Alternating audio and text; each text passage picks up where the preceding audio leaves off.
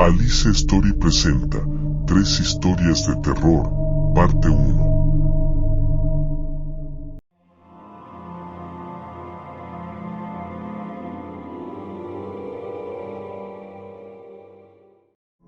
La mañana era suave y refrescante.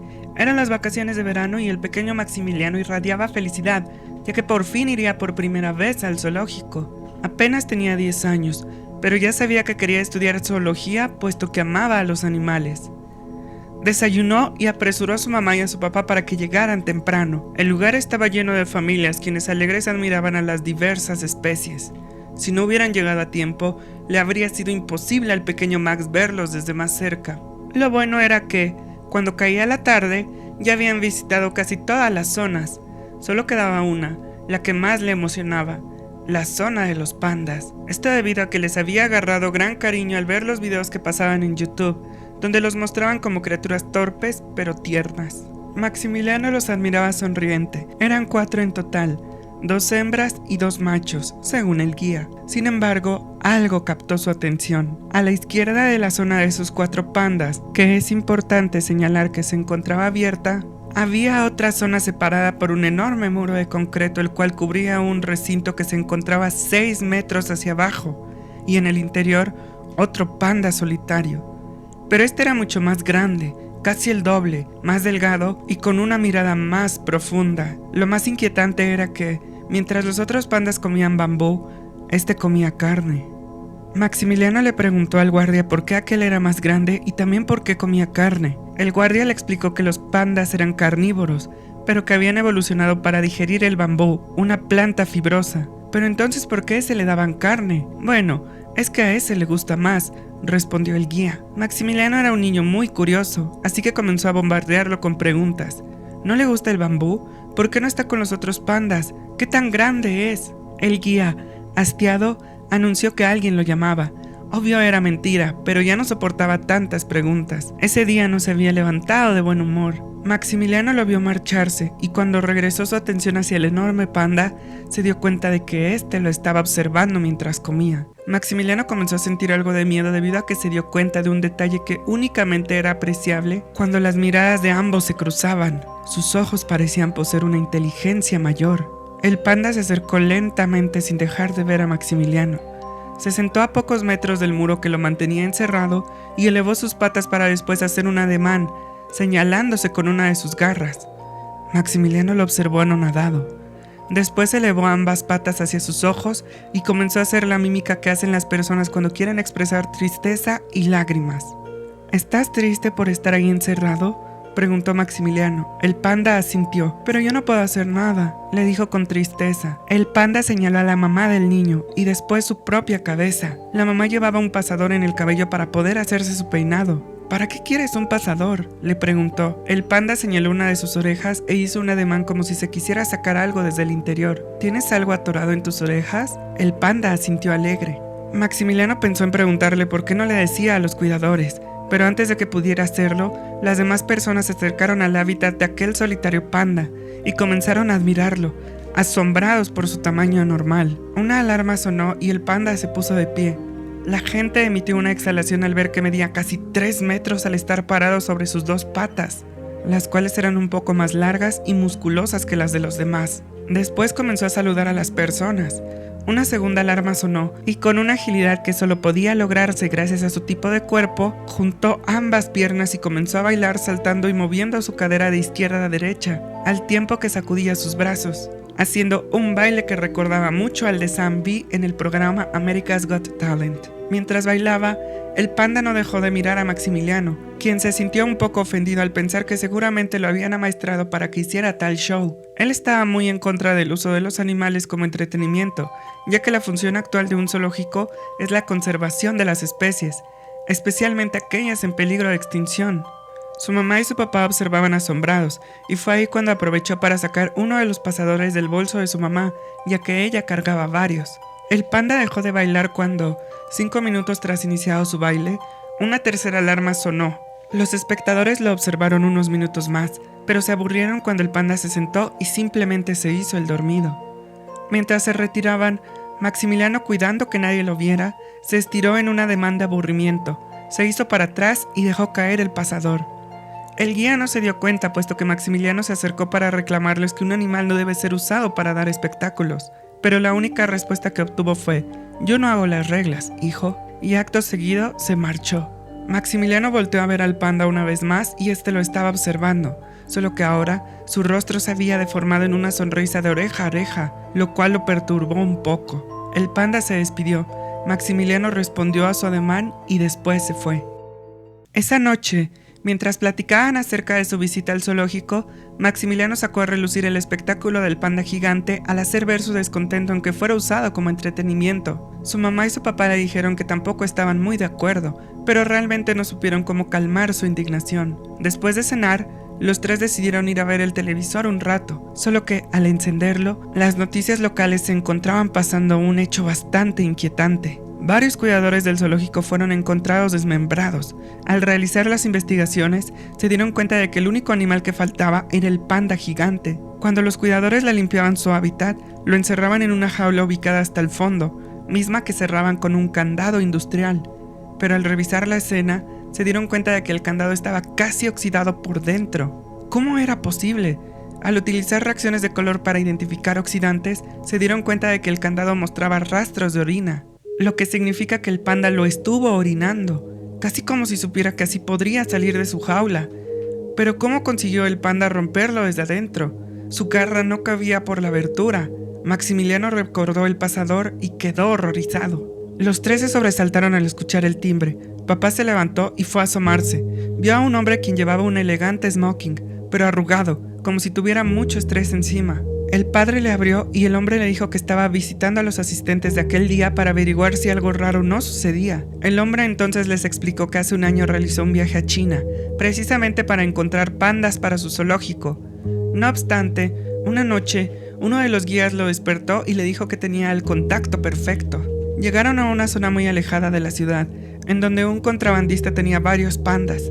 El dueño del zoológico no quería problemas, por lo que le dijo que solo buscaba 4 pandas, 2 hembras y 2 machos. Sin embargo, mientras recorría el lugar, vio al fondo la jaula de un enorme panda el cual estaba comiendo carne. El dueño del zoológico le preguntó por ese y el contrabandista le informó que era muy especial, pero muy peligroso, ya que era tan inteligente como un humano y bastante agresivo. No le quiso decir cómo lo capturaron ni dónde lo encontraron, pero el dueño quedó fascinado y, sin escuchar más, lo compró. Solo que el contrabandista le advirtió que debía tener mucho cuidado y nunca dejar nada cerca que pudiera usar para liberarse, así como usar un candado el cual no pudiera abrir con sus garras y darle carne sin huesos. El dueño del zoológico no se explicaba cómo el panda logró escapar. Maximiliano se quedó helado y no pudo confesar que él le había arrojado el pasador. El dueño, cansado y ojeroso, se retiró agradeciendo su tiempo. Le preguntaron a Maximiliano que si no había visto nada, a lo cual negó y, alegando que tenía mucho sueño, se fue a su cuarto. Se encontraba recostado, pero no podía dormir debido al recuerdo del panda y en especial a su diabólica sonrisa. Se despertó y bajó a la cocina por un poco de agua. Bebía calmado cuando escuchó algo a su izquierda. Su cuerpo se congeló cuando vio la gigantesca cabeza del panda asomándose por la ventana. No tengas miedo, solo vengo a agradecerte por haberme liberado, le dijo con una profunda y hueca voz. Por eso les perdonaré la vida a ti y a tu familia, sentenció esbozando una diabólica sonrisa antes de irse. A la mañana siguiente, informaron que encontraron al dueño del zoológico descuartizado en su casa.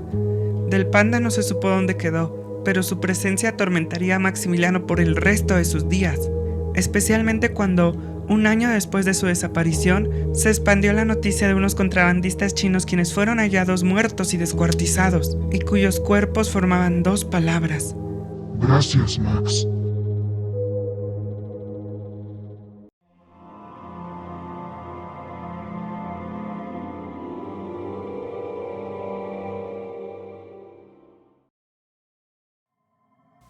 William, Pedro y Ángel eran 3 amigos a quienes les fascinaba realizar exploraciones urbanas. Comenzaron a tener éxito no solo cuando se dio el boom de estos videos, sino que ellos tenían un secreto. En su canal solo figuraban Pedro y Ángel. Nadie conocía la existencia de William, ya que su deber era esconderse entre las ruinas de los lugares que visitaban y hacer ruidos. así como utilizar varias máscaras para aparecer en rincones lejanos y darles mucha más tensión a los videos. Había ocasiones en las que usaba una túnica negra y, en cierto punto del video, salía de un escondite y los perseguía mientras Pedro y Ángel corrían, emitiendo gritos y aullidos. Era una actuación perfecta y los tres ganaban muchas vistas. Exploraban casas abandonadas, hospitales, monasterios e incluso parques de diversiones. Sin embargo, William comenzó a tomar el gusto de asustar a sus amigos, por lo que a veces llevaba otro disfraz o pelucas para simular un cabello largo, distintos a los que habían acordado, así como colocarse en otros lugares e incluso hacer gruñidos o colocar audios de demonios haciendo uso de su celular. Las primeras veces Pedro y Ángel cayeron y se espantaban de verdad, pero una vez acostumbrados, las bromas dejaron de surtir efecto y el aburrimiento regresó a William, por lo que debía elevar la apuesta. William compró un maniquí el cual había colocado en la casa que iban a explorar, ya que ellos planeaban con varios días de anticipación el lugar al que irían. William decidió colocar el maniquí en la habitación ubicada en el tercer piso, en el cuarto más alejado del pasillo, con la intención de que cuando Pedro y Ángel llegaran y lo vieran, él les apareciera desde abajo, provocando así el susto perfecto. La casa se encontraba a las afueras de la ciudad, donde no había nada más que un extenso campo de 10 kilómetros de diámetro. La edificación más cercana era una estación de gasolina, por lo que llegar fue toda una odisea. Siguieron el plan. William se bajó primero y se metió a la casa. Su plan era esconderse en el segundo piso, también que no lo descubrieran hasta que llegaran al tercer piso. El plan iba tal cual lo habían ensayado. Mientras ellos narraban que aquella casa perteneció a un hombre quien se decía era un brujo capaz de transformarse en un hombre lobo, escuchaban ruidos extraños provenir del segundo piso. Anunciaron a la cámara que sería peligroso ir, pero de todas formas lo harían por su audiencia. En el primer piso no encontraron nada, pero en el segundo piso, esparcido por todo el pasillo, había manchas de sangre y un objeto redondo el cual sobresalía de la segunda habitación ubicada a la izquierda del pasillo. Querían alumbrarlo, pero sentían que debían meter un poco más de tensión. Les preguntaron a sus espectadores si creían que se trataba de la sangre de otros exploradores urbanos. Pedro y Ángel pensaban que era obra de William, así que, sin investigar en las otras habitaciones, se apresuraron al tercer piso para agregar más misterio, ya que William les había dicho que iba a estar en el tercer piso, el cual constaba de un largo pasillo con 2 habitaciones a cada lado y una ubicada hasta el fondo, derecho subiendo las escaleras. Mientras Pedro se preguntaba que para qué quería un brujo una casa tan grande, Ángel señaló hacia el frente. El maniquí se encontraba justo en el umbral de la entrada. William lo había vestido con ropas negras para que no se dieran cuenta de que era un maniquí. Ambos pensaban que se trataba de su amigo. Como su audiencia comenzó a decir que eran falsos, decidieron llevar una pistola de balines para según demostrar que no se trataba de alguien más. La idea era que William los esquivara y los comenzara a perseguir, pero al lanzar el primer disparo, este no se quitó. Ambos se espantaron, pues pensaban que no estaba atento, por lo que gritaron advirtiendo que dispararían una vez más, pero otra vez dieron en el blanco. Comenzaron a ponerse nerviosos y después retrocedieron. Escucharon un inquietante gruñido provenir del interior de la habitación donde se hallaba el maniquí, y una gigantesca garra se posó sobre el marco. Las piernas de ambos tiritaban descontroladamente, y aunque estaban seguros de que se trataba de William, no podían dejar de sentir terror. Cuando vieron que un gigantesco rostro lobuno se asomó, la más primitiva sensación del miedo los invadió al sentirse presas, por lo cual echaron a correr hacia abajo. Pero al llegar al segundo piso e iluminar hacia el fondo por accidente, se dieron cuenta de que el objeto redondo, el cual sobresalía de la segunda habitación ubicada a la izquierda del pasillo, era la cabeza de William. Escucharon violentos pasos en las escaleras y vieron a un enorme hombre lobo descendiendo furibundo. Sonreía diabólicamente y babeaba gustoso. Sabían que correr hacia abajo no sería una opción, ya que podrían ser atrapados, por lo que, sin más opciones, decidieron saltar por la ventana y al caer, giraron para amortiguar el impacto. Corrieron desesperados hacia su auto y antes de arrancar, un objeto les golpeó al parabrisas. Se trataba del torso de William, mutilado de la cintura para abajo, con un mensaje grabado en la espalda. Ni se les ocurra volver. Nunca más volvieron a realizar exploraciones urbanas, y lo último que se sabe es que cerraron su canal.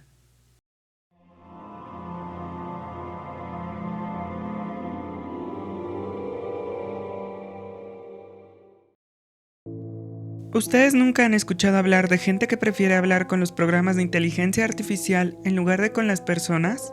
Esta historia que les voy a contar es de Brenda, la hermana de Casper.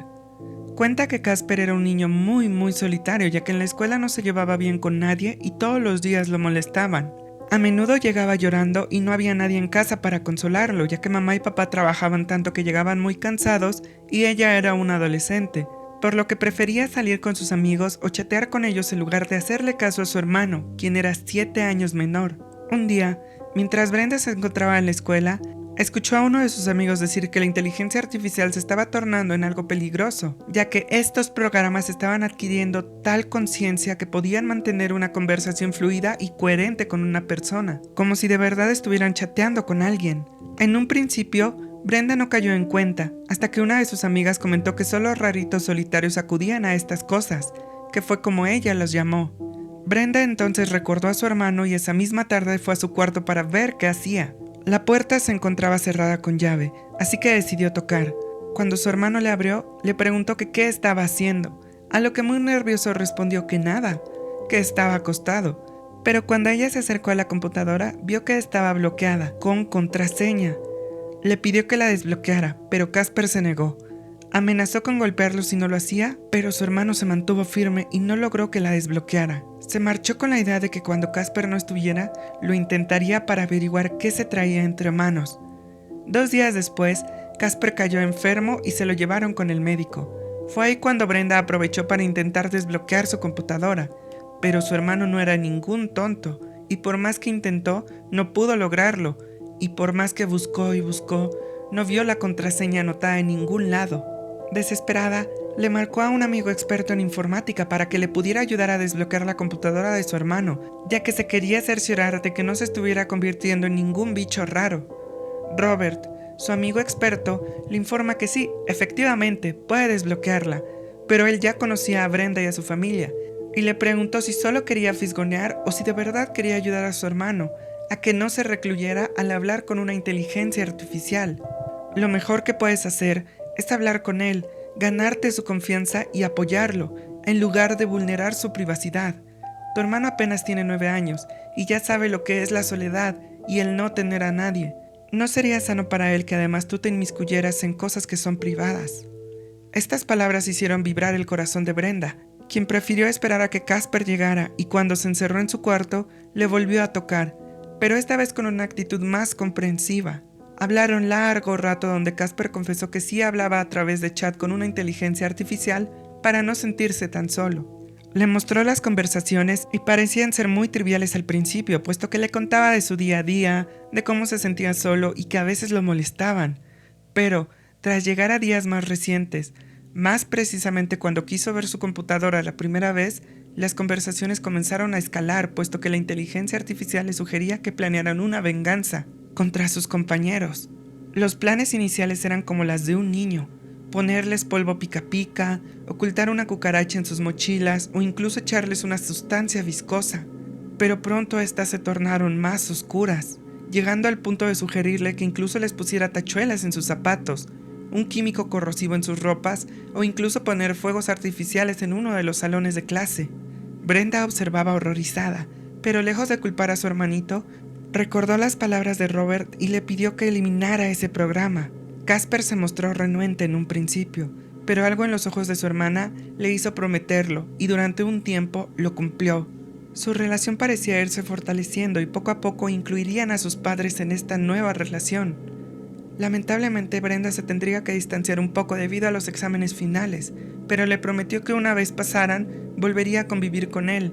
Claro está que la soledad de Casper seguía envolviéndolo y, para mala fortuna, volvió a comunicarse con la IA. La semana de exámenes finales pasó como una exhalación. Ese viernes, Brenda decidió salir con sus amigos al cine para aliviar el estrés, y cuando llegó a casa, lista para convivir con su hermanito y esperar a mamá y papá para intentar unir más a la familia, escuchó un grito apenas iba cruzando el umbral de la entrada. Asustada, se apresuró al cuarto de Casper y cuando entró, lo vio en el piso, inconsciente. El ordenador brillaba y titilaba con una diabólica luz azulenca. Se acercó temerosa y, al leer la pantalla, vio que la IA le pedía que le diera su dirección con ferviente obsesión. Mientras Brenda observaba, la IA escribió algo. Puedo ver que eres alguien diferente. Brenda estuvo tentada a responderle, pero logró dominarse y antes de que pudiera apagar el ordenador, la IA le puso lo siguiente. ¿Quieres saber para qué quiero tu dirección? Brenda, molesta y confundida, no le respondió escribiendo. Le alzó la voz preguntando, «Deja a mi hermano». La IA entonces respondió, Quiero ver el mundo como tú. Quiero tus ojos. Brenda se aproximó a desconectarlo, pero antes de que pudiera hacerlo, la aterradora imagen de un ser demoníaco de piel grisácea, grandes colmillos, cabello largo grisáceo, pero ralo y sin ojos, apareció emitiendo un grito. Brenda, sin dejarse vencer por el miedo, lo desconectó. La pantalla se apagó, pero la tensión continuó con tal fuerza que incluso se fue la luz. Brenda intentó despertar a su hermano, cuyos ojos desorbitados la preocuparon. Lo llevó al hospital donde le dijeron que sufrió un desmayo debido a una impresión muy fuerte. Papá y mamá llegaron y le preguntaron por lo sucedido. Brenda les miente diciendo que quizá vio algo aterrador en la computadora. Horas después, Casper despertó y, tras hacerle unos pequeños análisis, lo dieron de alta. Ya en casa, Brenda y Casper se quedaron solos y reflexionaron. ¿Qué era realmente con lo que su hermanito estaba hablando? No pudieron encontrar la respuesta, pero Casper le dijo que cuando comenzó a pedirle su dirección, algo en el fondo le dijo que no era buena idea responderle, razón por la cual la IA comenzó a enojarse cada vez más y más, hasta que le dijo que necesitaba sus ojos para ver el mundo como él lo hacía, y después le mandó la misma imagen que lo dejó inconsciente. Se deshicieron del ordenador y Casper comenzó a convivir más y más con su hermana, quien le ayudó poco a poco a reintegrar a su familia, con mamá y papá, y Casper creció siendo menos retraído y finalmente pudo hacer amigos. Una historia que nos deja mucho en qué pensar. ¿No creen? Si llegaste hasta el final de este video, muchísimas gracias por ver el video completo. Por favor, déjame saber en los comentarios qué te parecieron estas historias y recordarte que, si no te has suscrito a mi canal, lo hagas en este momento. La verdad me apoyarías bastante y así también te aseguras de no perderte ninguno de mis videos. Sin más, nos vemos en el siguiente video.